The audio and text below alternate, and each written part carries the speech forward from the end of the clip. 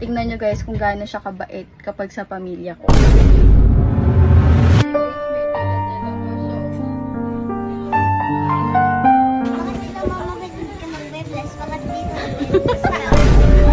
Basta pa kung kailangan paalak o balak.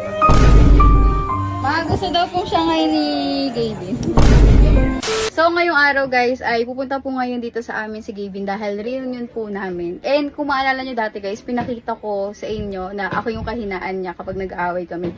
Ngayon naman guys, ipapakita ko sa inyo yung ibang side ni Gavin. Dahil kasi 'di ba, pag sa pamilya niya, lagi niya lang niloko sila Allen, sila Kelsey, pinaprank sila Kalo, ganon. Tapos pag sa akin, to puro lang siya kalokohan. Pero ngayon, tingnan nyo guys kung gaano siya kabait kapag sa pamilya ko. So, eto guys, okay, makikita nyo yung ibang side ni Gavin kung gaano siya kabait dito. Ayan, papakita ko sa inyo. Ito yun guys. Uy, ayan daw siya. Eh! Kaya nyo guys, may dala-dala pa siya, oh. Hoy! Hoy! Ang bait mo.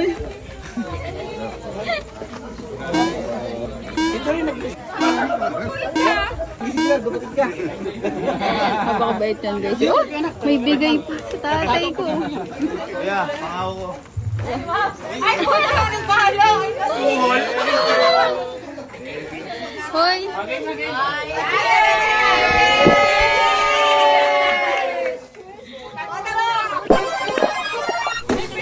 Thank you.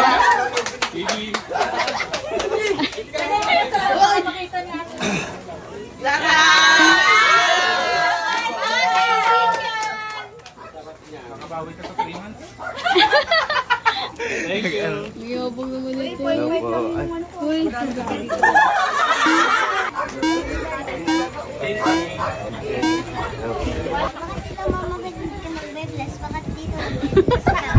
Huli-huli.